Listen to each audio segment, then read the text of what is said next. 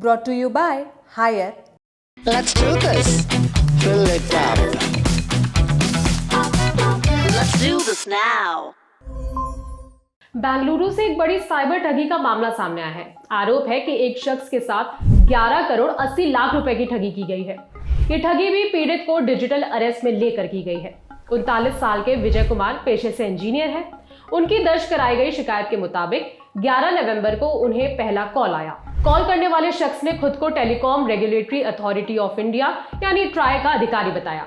विजय पर आरोप लगाए गए कि उनके आधार कार्ड से अवैध काम किए जा रहे हैं, जिसमें अवैध एडवर्टीजमेंट चलाना और हरासमेंट भरे मैसेजेस करना शामिल है। खुद को अधिकारी बता रहे शख्स ने विजय से यह भी कहा कि मुंबई के कोलाबा साइबर पुलिस स्टेशन में उनके खिलाफ एक केस दर्ज किया जा रहा है। कुछ समय बाद विजय के पास एक और फोन आया। फोन करने वाले शख्स ने खुद को पुलिस अधिकारी बताया।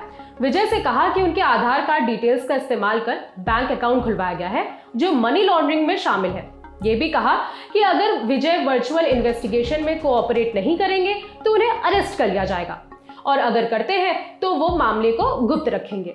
इसके बाद फ्रॉडिये उनसे लगातार स्काइप डाउनलोड करने के लिए कहते रहे और उनसे कह रहे थे कि एक बिजनेसमैन ने उनके आधार कार्ड का इस्तेमाल कर बैंक अकाउंट खोला है और 6 करोड़ रुपए का ट्रांजैक्शन किया है।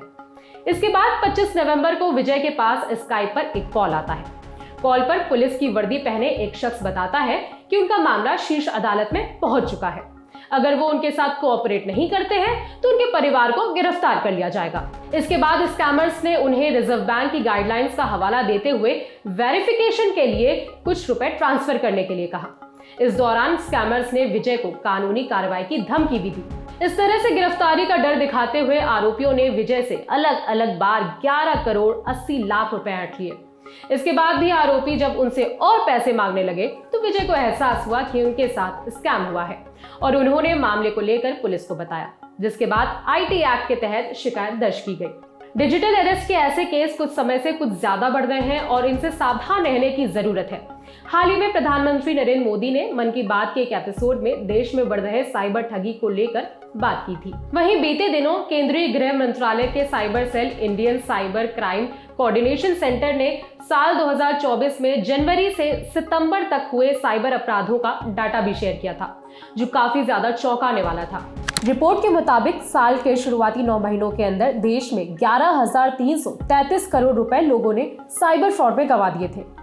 केंद्रीय गृह मंत्रालय की साइबर फ्रॉड सेल ने Indian cyber crime coordination centre ने साल के शुरुआती 9 महीनों के आंकड़े जारी करते हुए बताया था कि भारत में लोगों ने करीब 11,333 करोड़ रुपए गंवा दिए थे, जिसमें सबसे ज्यादा स्कैम स्टॉक ट्रेडिंग के नाम पर हुए थे। इसमें लोगों ने 4,636 करोड़ रुपए ठगे गए थे और फिर इन्वेस्टिगेशन बेस्ड फ्रॉड्स में लोगों से 3,216 करोड़ रुपए और फिर डिजिटल अरेस्ट वाले फ्रॉड्स थे, जिसमें लोगों ने 1,616 करोड़ रुपए गंवा दिए थे। और रिकॉर्ड के मुताबिक डिजिटल अरेस्ट के मामलों की 63,481 शिकायतें दर्ज की गई थी।